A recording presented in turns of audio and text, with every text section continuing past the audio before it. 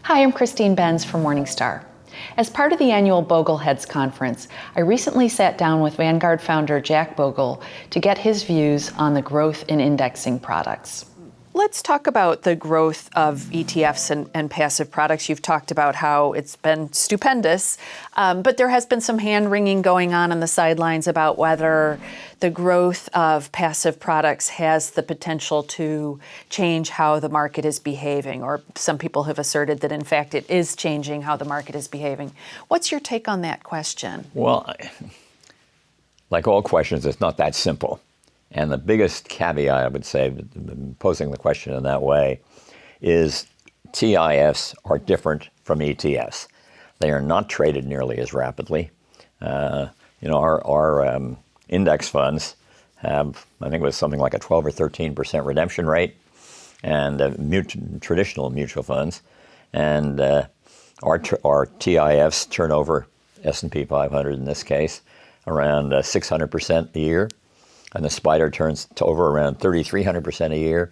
So what happens in a market where that kind of trading is so dominant? I don't know the answer to that.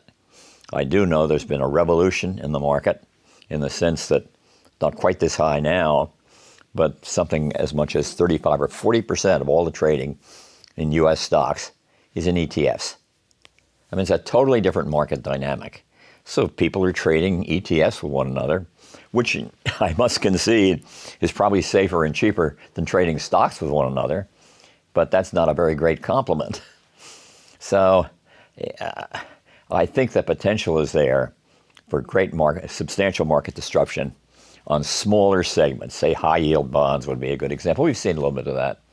And some of the other narrow ETF sections, which in May of 2010, that mini crash or whatever it was called. Flash crash. Yeah, flash crash.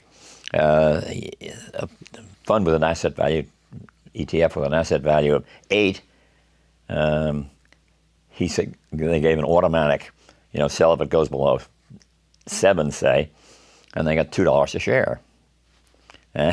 Because the marketplace just fell apart for the more specialized. I do not believe that happened in the Standard & Poor's 500, either the spider, and certainly didn't happen in ours.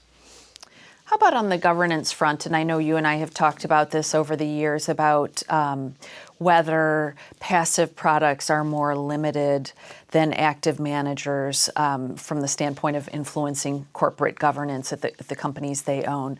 What do you say to that assertion that passive products, because they can't walk away from some of these companies altogether, don't have that ultimate weapon that active managers do have?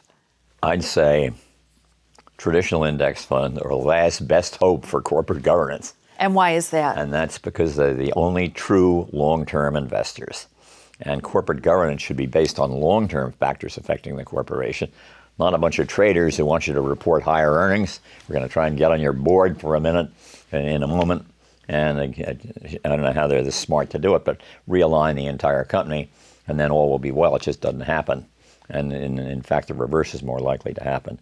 So I don't see, the old Wall Street rule was if you don't like the management, sell the stock.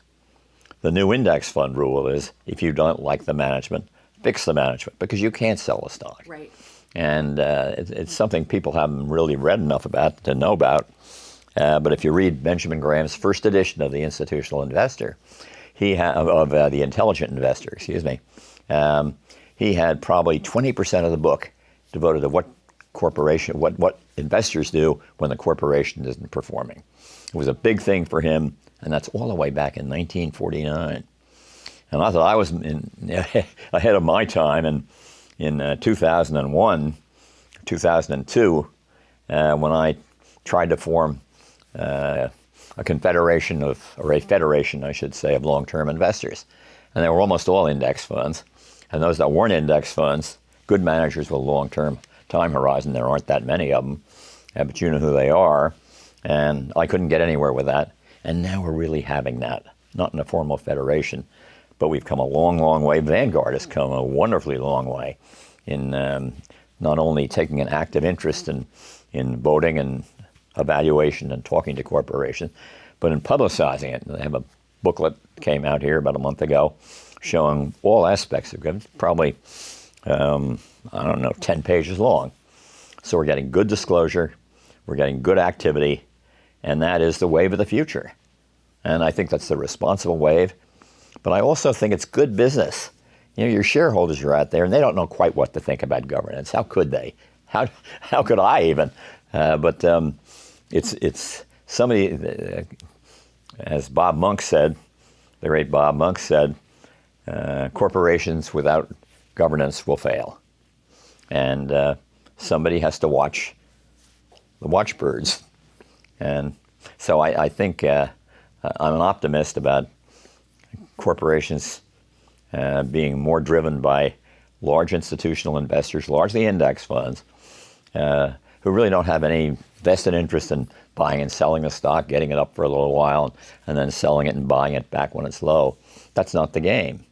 So I think we made good progress there.